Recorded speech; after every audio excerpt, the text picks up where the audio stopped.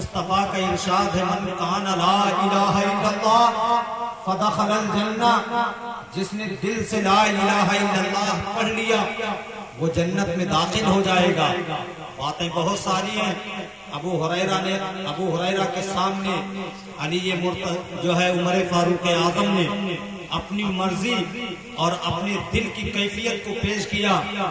اس کے بعد اللہ کے نبی کی بارگاہ میں تشریف لائے، عرض کرنے لگے یا رسول اللہ اگر اس بات کو عام کر دیا جائے کہ صرف لا الہ الا اللہ پڑھنے سے جنت مل جائے گی، لوگ بد عمل ہو جائیں گے، لوگ اعمال کی طرف نہیں جائیں گے، پھر اسلام کی حقانیت کی حقیقت مکمل طور سے ان کو نہیں معلوم ہوگی۔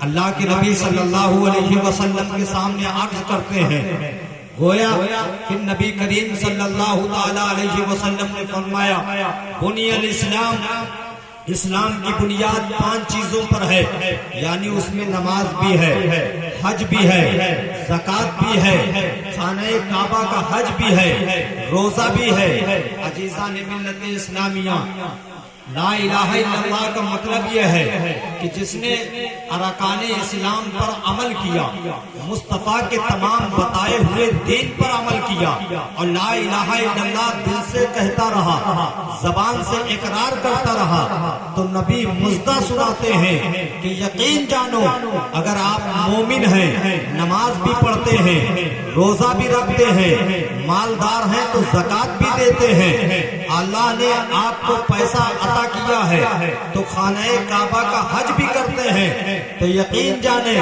کہ لا الہ الا اللہ فدخل الجنہ، جس نے دل سے لا الہ الا اللہ پڑھ لیا وہ جنت میں داخل ہو جائے گا۔ اللہ کے حبیب اس کی شفاعت کرتے ہوئے نظر آئے گا۔ عزیزان ملت اسلامیہ، تو اگر اللہ کو چھوڑ کر کسی اور کو معبود تصور کیا جائے، کسی اور کو خالق و مالک مانا جائے، تو یہ سب سے بڑا شرک ہے اور سب سے بڑا گناہ ہے۔ اس لیے کہ اللہ ہی سب کا پیدا کرنے والا مالک ہے، اللہ ہی سب کا خالق ہے۔ یہ ساری چیزیں جو وجود میں ہیں اسی کی خلق کی ہوئی ہیں، اسی کی بنائی ہوئی ہیں۔ عزیزان قدر، اللہ تبارک و تعالی جب اس کائنات کو اس نے بنانا چاہا تو خود اللہ فرماتا ہے کہ میں ایک چھپا ہوا خزانہ تھا، میں ایک پوشیدہ تھا، میں تھا لیکن کسی کو اس بات کا علم نہ تھا، میں تھا دنیا کی کوئی چیز موجود نہ تھی۔ تو اللہ فرماتا ہے، حدیث قدسی ہے کہ جب میں نے چاہا کہ لوگ مجھے پہچانیں، لوگ مجھے جانیں، تو میں نے اللہ کے نبی کے نور کو پیدا فرما دیا، میں نے اپنے حبیب کو پیدا فرما دیا، پس نور محمدی کے ذریعے میں نے پوری کائنات کو وجود بخشا، آسمان کو وجود رسول کے صدقے میں بخش دیا، زمین کا وجود رسول کے صدقے میں، حتیٰ کہ کائنات کی ساری چیزیں مصطفیٰ کے صدقے میں بنی ہوئی ہیں۔ عزیزان ملت اسلامیہ، آدم سے لے کے عیسیٰ تک صرف اور صرف تمام انبیاء اسی لیے آئے کہ وہ کائنات میں اس بات کو لوگوں کو بابر کر پاویں کہ اے لوگوں، اگر پیشانی کسی کے حضور جھکے گی تو وہ خالق و مالک اللہ ہے۔ آدم اسی کی تبلیغ کرتے رہے، عیسیٰ اسی کی تبلیغ کرتے رہے، موسیٰ اسی کی تبلیغ کرتے رہے، حتیٰ کہ تمام انبیاء اسی کی تبلیغ کرتے رہے۔ اللہ ایک ہے، اللہ خالق ہے، اللہ مالک ہے، ہم سب اس کے بندے ہیں، لیکن ان تمام انبیاء اکرام کی مقدس تعلیموں کو کفر و شرک کے دیمک نے اپنا خوراک بنا لیا تھا۔ اب ضرورت تھی ایک ایسے رہنما کی، ضرورت تھی ایک ایسے نبی کی، ضرورت تھی ایک ایسے پیغمبر کی جس کی تعلیم اول وقت سے اٹھے تو صبح قیامت تک کی، جس کے تعلیم کی روشنی میں کائنات اپنی زندگی کو گزارے۔ وہ ذات ہے محمد عربی کی۔ جب اللہ کے رسول نے اس ذات کو پیدا فرمایا تو قرآن میں مہر لگا دیا کہ آج ہم نے محمد کے صدقے میں اور محمد کے ذریعے سے ہم نے آج اس دین کو مکمل فرما دیا ہے۔ یہی مکمل دین ہے جو ہمارے سامنے ہے۔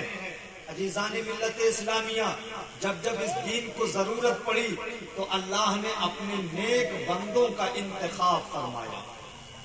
نبی کے بعد کبھی صحابہ کی صورت میں، صحابہ کے بعد کبھی امام حسین کی شکل و صورت میں.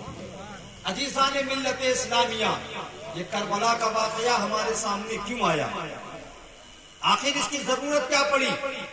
عزیزان ملت اسلامیہ، آج تو تیزی کے ساتھ میں آپ کے سامنے بیان کر رہا ہوں، پھر تفصیل جو ہے انشاءاللہ میں آپ کے سامنے گفتگو کروں گا. یہ قربانی جو ابراہیم خلیل اللہ نے مینا کی وادیوں میں دین کے لیے اپنے فرزند کے ذریعے رکھی تھی، وہ قربانی جس قربانی کی تکمیل کے لیے باپ اپنے بیٹے کی گردن پر چھری چلا رہا تھا، اس کی تکمیل کے لیے امام حسین کربلا کے میدان میں اپنے فرزند کی قربانی پیش کرنے کے لیے آئے. اسی قربانی کی تکمیل کربلا کے وادیوں میں ہوئی ہے. عزیزان ملت اسلامیہ، آج محرم شریف کا مہینہ آتا ہے، بہت سارے مہینے آتے ہیں، لیکن جو کیفیت ہماری محرم کے مہینے میں ہوتی ہے شاید کسی اور مہینے میں نہیں ہوتی ہے. بچوں کو بتانے کی ضرورت نہیں پڑتی ہے کہ یہ محرم کا مہینہ ہے، بچوں کے زبان پہ امام حسین کا نام آ جاتا ہے، بوڑھوں کے زبان پہ امام حسین کا نام آ جاتا ہے. اس کی وجہ یہ ہے کہ مینا کی وادیوں میں رضائے الہی کے لیے ابراہیم خلیل اللہ نے جس قربانی کا ارادہ کیا تھا، اس میں بچے کے ہاتھ پاؤں کو رسیوں سے باندھ دیا تھا، اپنے آنکھوں پہ پٹیاں باندھ لی گئی تھی. باوجود اس کے بیٹا قربان نہیں ہوا. کربلا کے میدان میں حسین کا لخت جگر جب ان کی گود میں قربان ہوا تو حسین کی آنکھیں بھی کھلی تھی، حسین کی زبان بھی بول رہی تھی، حسین کی نگاہیں دیکھ بھی رہی تھی، اور بچہ قربان بھی ہو رہا تھا. باوجود اس کے حسین خدا کی رضا پہ راضی ہوتے ہوئے نظر آ رہے. یہ وجہ ہے کہ یہ مہینہ تمام مہینوں میں لوگوں کے دلوں میں رقص کرتا ہوا نظر آتا ہے. محبت سے ایک واقعہ سن لیں، وقت جو ہے بالکل قریب ہو گیا ہے. کل انشاءاللہ مکمل گفتگو آپ کے سامنے پیش کروں گا. عزیزان ملت اسلامیہ، اسلام کیا ہے اسے سمجھیں، اللہ کے رسول کی ذات کیا ہے اسے سمجھیں. آپ آگئے، ایک ماحول بن گیا، بس سنجیدگی سے میری گفتگو سنیں اور مجھے اپنے دعاؤں سے نوازیں. آج کل ایک بچے ڈرامہ دیکھتے ہیں جس کو ارطغرل غازی کہتے ہیں. اس ڈرامے کا نام ہے جس سے مجھے کوئی سروکار نہیں.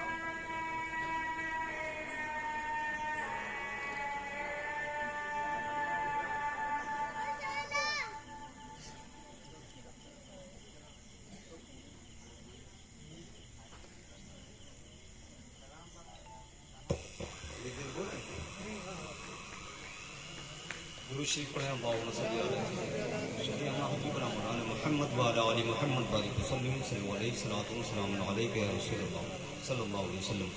حضرات، وقت سے میں بھی غالباً آ چکا تھا، انتظامات ہیں، پہلے دن ہے، اس میں کوئی دشواری نہیں، بس مہدی پور اور وہاں کے نوجوانوں نے محنت کیا۔ دعا کریں کہ اللہ کے رسول اسے قبول فرما لے۔ میں عرض کر رہا تھا کہ ارطغرل غازی کا ڈرامہ لوگ دیکھتے ہیں جس سے سروکار نہیں، اس کا ایک نقطہ آپ کے سامنے رکھوں جس سے دل کی دنیا بدل جائے گی انشاءاللہ۔ محبت سے بولیں سبحان اللہ۔ اسی سلسلے کے خلیفہ ہیں حمید الدین ثانی، آخری بزرگ ہیں سلسلے عثمانیہ کے۔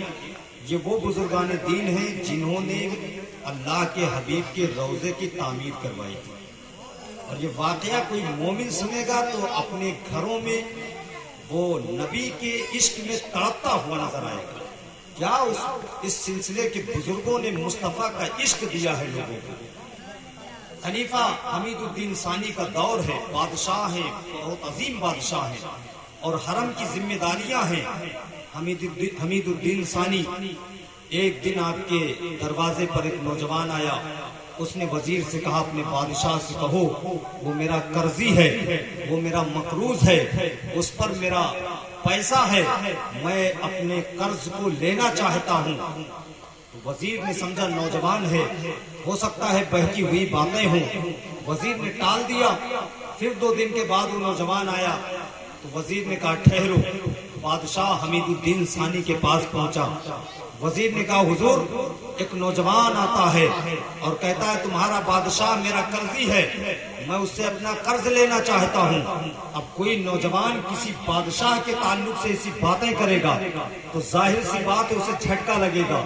بادشاہ نے کہا کون نوجوان ہے، بلاؤ، میں نے کب اس کا قرضہ لیا ہے۔ نوجوان اندر آیا، ایک طرف وزیر کھڑا ہے، دوسری طرف بادشاہ ہے، تیسری طرف نوجوان ہے۔ وزیر نے کہا بتاؤ بادشاہ کیسے تمہارا قرضی ہے۔ وہ نوجوان کہتا ہے حضور میں بہت بڑا تاجر تھا، بڑا مالدار تھا، بڑے پیسے تھے میرے پاس، لیکن زندگی کا ایک حصہ ایسا بھی آیا، تجارت ختم ہو گئی، مال ختم ہو گیا، میرا سارا مال برباد ہو گیا، معاملہ یہاں تک پہنچا حضور میں قرضی ہو گیا، اب قرضہ مانگنے والوں کی تعداد بڑی لمبی ہے۔ وزیر نے کہا خاموش، مجھے معلوم تھا تم میرے بادشاہ کو پھنسانا چاہتے ہو، میرے خلیفہ کو اپنی باتوں میں الجھانا چاہتے ہو، سیدھے بتاؤ کہ بادشاہ تمہارا قرضی کیسے ہے۔ وہ لوگوں دیکھو اسلام کیا ہے، دین کیا ہے۔ آج پردھان بن جائے تو پاؤں زمین پہ نہیں رہتے، امیر ہو جائے تو پاؤں زمین پہ نہیں رہتے، بلڈنگیں بن جائے تو پاؤں زمین پہ نہیں رہتے۔ یہ مصطفیٰ کے غلام ہیں جو بادشاہ ہیں۔ آؤ دیکھو ایک نوجوان کتنے آسانی کے ساتھ اپنی باتیں پیش کر رہا ہے۔ بادشاہ کہتا ہے آگے بتاؤ مسئلہ کیا ہے۔ کہا حضور مال برباد ہو گیا، ساری تجارتیں برباد ہو گئی۔ ایک دن میں اپنے گھر کی طرف جا رہا تھا، میں نے دیکھا قرضہ مانگنے والوں کی تعداد لمبی ہے، سب تانے دے رہے ہیں۔ اس دن مجھے بڑا صدمہ ہوا، بڑی بات دل پہ لگی۔ حضور میں اندر گیا، میری عادت ہے پہلے نماز پڑھتا ہوں، ذرا محبت سے بولیں سبحان اللہ۔ میری عادت ہے میں نماز پڑھتا ہوں، اس کے بعد وظیفہ پڑھتا ہوں، اس کے بعد مدینے والے پہ درود پڑھتا ہوں۔ جب کائنات سو جاتی ہے تو میں مدینے والے کو یاد کرتا ہوں۔ کہتے ہیں یار جو ہے اے بادشاہ وقت، اے حمید الدین ثانی، میں درود پڑھتے پڑھتے سو گیا، اچانک ساری کائنات سو رہی تھی، مدینے کے تاجدار میرے خواب میں تشریف تشریف لائے، اللہ کے حبیب تشریف لائے۔ مدینے والے نے فرمایا او نوجوان بتا پریشانی کیا ہے؟ عرض کرتے ہیں او غیب کی باتیں جاننے والے رسول، او دلوں کی دھڑکنوں پر قبضہ رکھنے والے پیغمبر، او لوگوں کی فریاد سننے والے نبی، آپ تو جانتے ہیں میں دل سے آپ پر درود پڑھتا ہوں، میں آپ کا غلام ہوں، میرے پاس تجارت تھی ختم ہو گئی، پیسہ تھا ختم ہو گیا۔ اللہ کے حبیب فرماتے ہیں خلیفہ حمید الدین ثانی کے پاس چلے جاؤ، بادشاہ کے پاس چلے جاؤ، وہ روزانہ مجھ پہ درود پڑھتا تھا، کل اس نے درود نہیں پڑھا ہے، اس سے کہو کہ اس کا ٹیکس ادا کرے، اس کا جرمانہ ادا کرے، اور جرمانے کی رقم یہ ہوگی کہ تیرا قرض ادا کرے۔ اس سے کہنا میرے حمید کو کیا ہو گیا تھا کہ کل اس نے درود پڑھنا بھول گیا، جو ہے کل اس نے درود پیش نہیں کیا تھا۔ اتنا سننا تھا، نوجوان بیدار ہوا، نوجوان کہتا ہے میں بیدار ہوا اور حضور میں آپ تک پہنچ گیا۔ حمید الدین ثانی خواب سنتے جا رہے ہیں، آپ کا وجود کانپتا جا رہا ہے۔ حمید الدین ثانی کہتے ہیں اے نوجوان بتا تو نے خواب میں کیا دیکھا اور مصطفیٰ نے مجھے خواب میں کیا کہا؟ اس نوجوان نے کہا حضور اللہ کے نبی نے فرمایا میرے حمید سے کہنا کہ کل رات اس نے درود کیوں نہیں پڑھا ہے۔ ایک سونے کی پوٹلی اٹھاتے ہیں، اس نوجوان کے ہاتھ میں رکھ دیتے ہیں، کہتے ہیں نوجوان بتا خواب میں میرے لیے رسول نے کیا کہا؟ وہ نوجوان کہتا ہے اے حمید الدین ثانی پیغمبر نے فرمایا میرے حمید سے کہنا۔ ایک اور پوٹلی اٹھاتے ہیں، اس نوجوان کے ہاتھ میں رکھ دیتے ہیں، کہتے ہیں خواب کو بیان کر، کہتے ہیں حضور نے فرمایا میرے حمید سے کہنا، یہاں تک کہ خزانوں کی ڈھیر لگ جاتی ہے۔ وزیر کہتا ہے او نوجوان تیرا مسئلہ حل ہو گیا، اب خلیفہ کو پریشان مت کر، تیرا قرضہ مل گیا ہے، واپس چلا جا۔ جیسے نوجوان دربار سے باہر نکلا، بادشاہ کے وزیر نے کہا حضور مجھے خدشہ تھا کہ اگر یہ بار بار اپنے خواب کو سناتا جائے گا آپ پوری سلطنت اس کے قدموں پہ لٹا دیں گے۔ سنو بادشاہ وقت کہتا ہے، حمید الدین ثانی کہتے ہیں اللہ کی عزت کی قسم، کعبے کے رب کی قسم، اگر یہ بار بار کہتا کہ مدینے کے تاجدار نے مجھ جیسے گناہگار کو اپنا حمید کہہ کے پکارا ہے تو پوری سلطنت اس کے قدموں پہ قربان کرتا ہوا نظر آتا۔ کہاں حمید الدین کی ذات اور کہاں نبیوں کا امام، اللہ کے رسول نے مجھے اپنا حمید کہہ کے پکارا ہے۔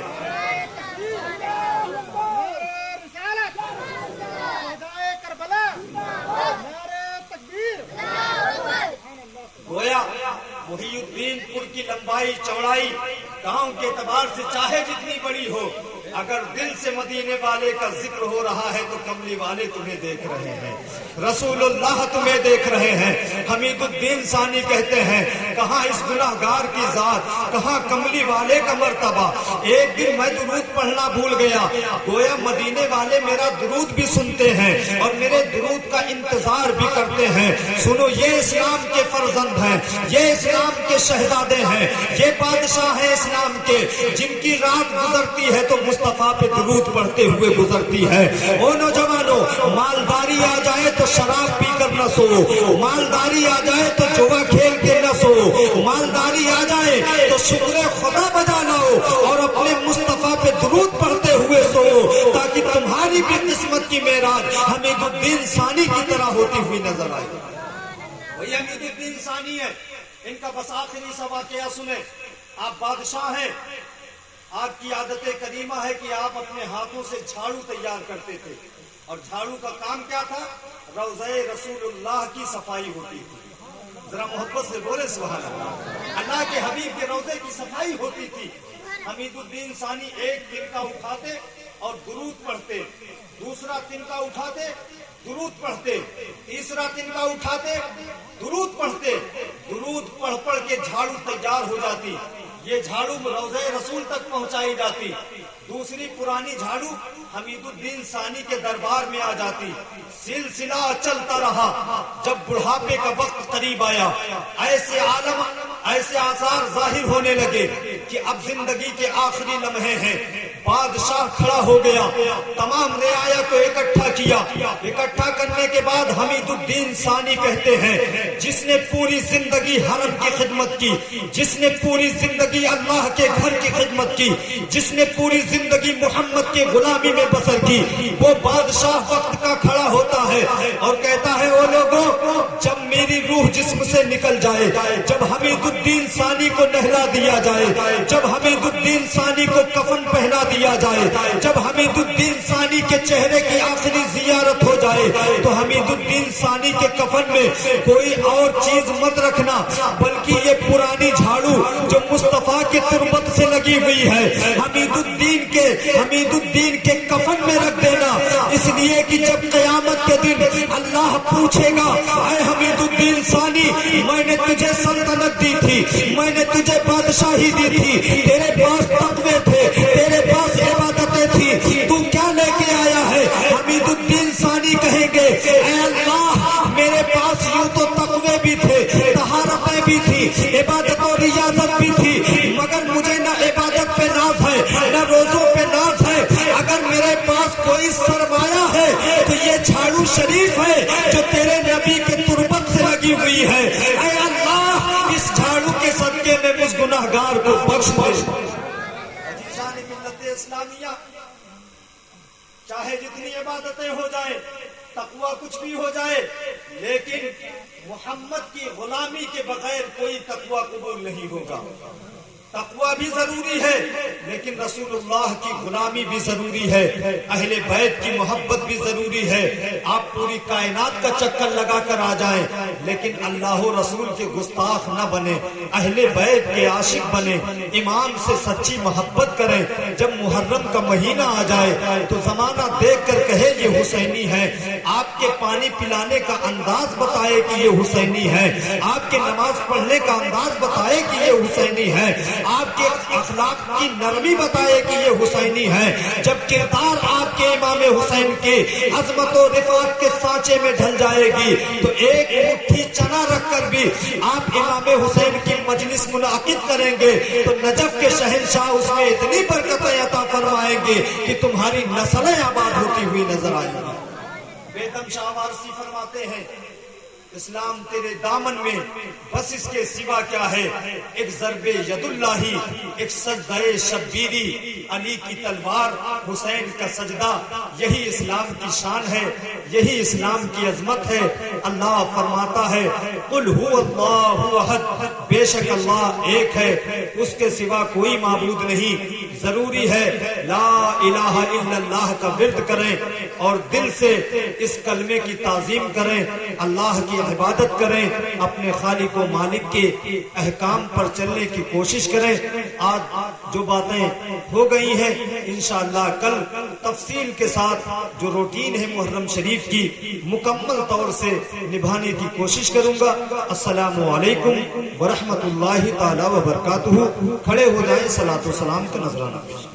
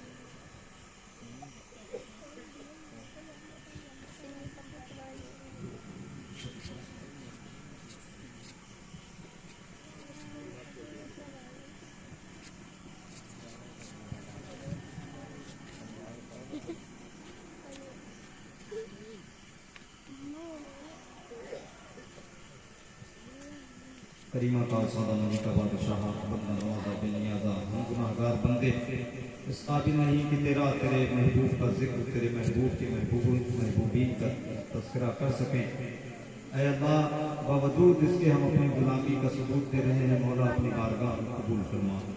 مولا پورے گاؤں پہ رحمت نور کی بارشیں عطا فرما۔ محرم شریف کا ادب کرنے کی ہم نوجوانوں کو توفیق عطا فرما۔ مولا ادب و احترام سے امام حسین کا ذکر کہنے، سننے، ان کا نام لینے کی توفیق و رفیق عطا فرما۔ اے اللہ، ہمارے اندر جذبہ پیدا کر، ہم امام حسین کی عظمتوں و رفعتوں کو کما حق ہو پہچاننے کی کوشش کریں۔ اے اللہ، ہمیں اس راستے پہ چلا جس سے تو اور تیرا رسول راضی ہو، اس راستے سے بچنے کی توفیق دے دے جس سے تو اور تیرا رسول راضی نہ ہو۔ اے اللہ، آج کی محفل کو قبول فرما، تمام لوگوں کی حاضری کو قبول فرما، مولا سب کی پریشانیوں کو دور فرما۔ وخیر خلقہ ونور عرشہ وقاسم رزقہ واہل بیتہ اجمعین بحرمتک جد الحسن والحسین برحمتک یا ارحم الراحمین بحق لا الہ